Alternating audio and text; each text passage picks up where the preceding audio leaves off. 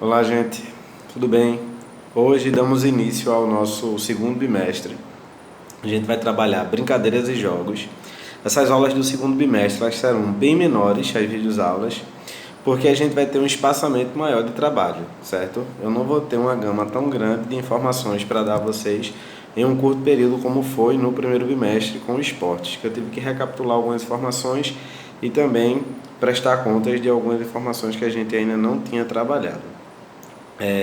Espero que todos estejam bem, espero que todos estejam seguindo as recomendações aí, de ficar em casa, de usar máscara se for preciso sair, certo? E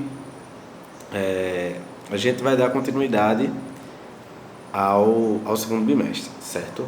Nesse primeiro momento eu vou trazer para vocês uma iniciação e apresentação do conceito do que seria jogos e alguns tipos, a classificação como um todo. E ao final a gente visualiza os tipos de jogos que vocês vão estar tendo informação nesse segundo bimestre, certo? Essa aula é destinada aos alunos do primeiro ano. Antes de mais nada, a gente precisa diferenciar alguns termos que vão ser os termos de brincadeira, jogos e esporte. Esporte a gente trabalhou no último bimestre, nessa brincadeiras e jogos, especificamente jogos. Brincadeiras ele entra só num contexto geral, certo? Como conceito de brincadeira eu posso trazer para vocês que é uma atividade lúdica, não tão organizada a questão do ponto de vista de regras, é uma atividade livre, que ela está intimamente ligada à nossa imaginação. Ela pode ser individual e coletiva e não tem nenhum caráter competitivo, beleza? Já o jogo, ele como seu conceito, ele traz que também é uma atividade voltada para o lado lúdico, só que aí a gente vai ter uma organização maior frente às suas regras. As regras dos jogos, elas podem ser adaptadas, porém, elas continuam sendo flexíveis, porém elas têm uma forma de organização melhor e maior do que nas brincadeiras. O jogo em si ele é voltado para a competição e obrigatoriamente a gente vai ter que ter duas figuras de jogador para que o jogo aconteça. Por que eu falo duas figuras de jogador? A gente não necessariamente precisa ter duas pessoas para que aconteça o jogo, mas obrigatoriamente pelo menos duas figuras. Como assim, professor? Porque esse jogador ele pode ser real ou virtual, se a gente levar em conta os jogos eletrônicos. Trazer um exemplo que é bem palpável para vocês seria o Free Fire. Você está jogando Free Fire, você pode até pensar que está jogando sozinho, mas dentro das suas partidas lá, vai ter outro jogador, seja online ou não, de forma virtual, jogando com você ou contra você. Então, por isso, figura de jogador. Até porque essa figura de jogador, ela não necessariamente precisa ser ligada a uma pessoa. Pode ser um próprio boot do jogo em si, certo? Pode ser uma representação feita pelo próprio jogo para que aconteça a sua prática, certo? De uma forma bem simples, a brincadeira ela pode ser realizada por uma pessoa ou mais, tem regras muito flexíveis e se liga à imaginação. O jogo só pode ser realizado se a gente tiver um oponente, como eu já falei para vocês, seja ele real ou virtual, se liga à competição e possui regras menos flexíveis do que a brincadeira, mas ainda continuam sendo flexíveis. E por fim, o esporte, que a gente ainda confunde muito o jogo com o esporte, certo?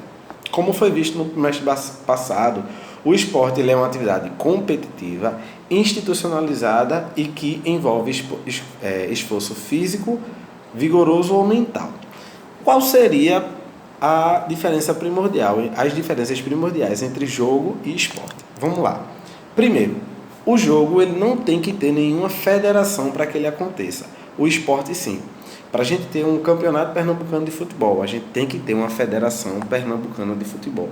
A gente vai ter que ter órgãos e instituições que vão estar controlando e direcionando esses eventos, as próprias regras dos torneios, dos campeonatos em si. E outra coisa, a competição dentro do esporte, ela é uma coisa muito mais evoluída do que no jogo, certo? No jogo a gente pode ou não ter o caráter competitivo. Já, pode ou não, de forma errônea. Geralmente a gente vai ter o caráter competitivo, mas não tão exacerbado quanto no esporte. No esporte a competição é bem mais aflorada, certo? Sem contar que quando a gente remete a essa questão de institucionalizada, a gente tem regras fixas. Eu quero jogar futebol, mas eu vou dizer as minhas regras. Não, a gente vai seguir as regras fixas. A gente pode até adaptar na nossa vivência em comunidade, mas o esporte em si, ele vai ter suas regras fixas que não vão ser mudadas ou moldadas à nossa prática, certo? Quanto a uma sequência pedagógica que eu trago no material de vocês, eu trago brincadeira, jogo e esporte. Um menino brincando sozinho com uma bola no seu quintal.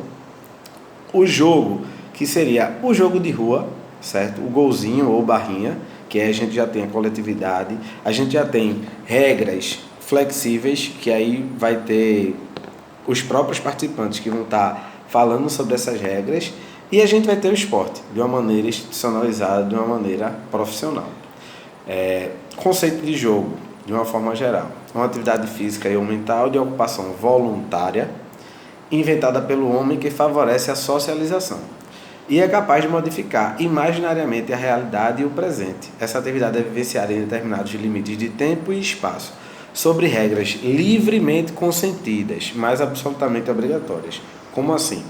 No jogo a gente pode inventar as regras, mas para a sua prática, aquelas regras elas vão ter que ser obrigatórias. A gente pode até inventar, mas depois que a gente inventou as regras, a gente vai ter que seguir à risca o que a gente inventou, certo?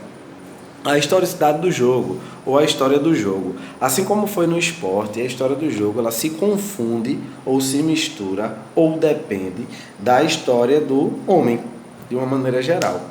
Por quê? Desde a pré-história, a gente já tem registros de jogos envolvendo danças, jogos envolvendo questão de liderança, essas coisas, nos bandos formados, certo?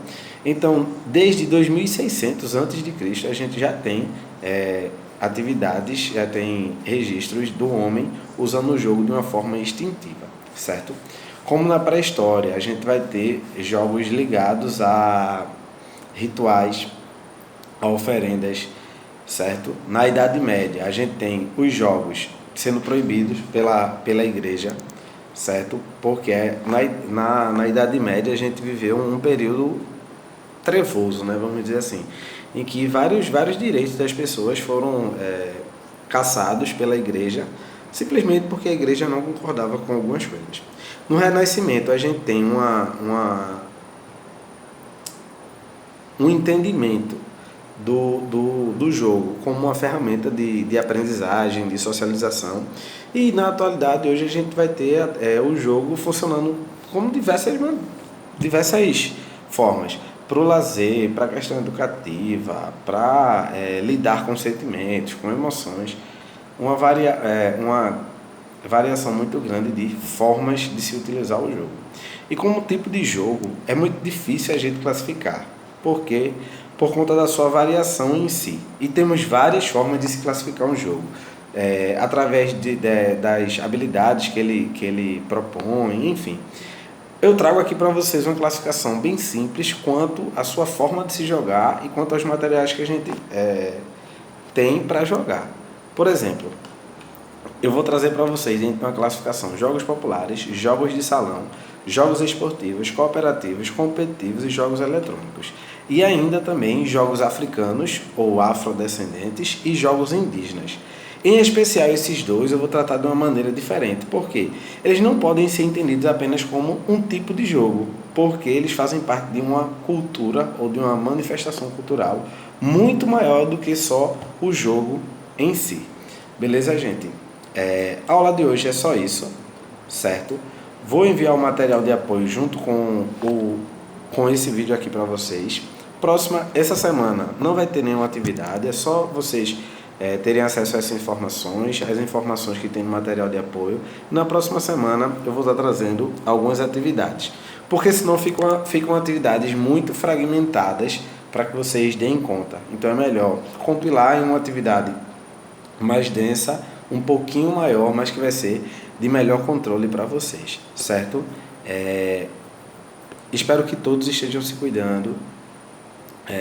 Tomem bastante cuidado com as recomendações que estão sendo passadas, certo? E até o nosso retorno, ou quer dizer, até a próxima semana com mais uma aula sobre jogos, beleza? É isso. Cheiro.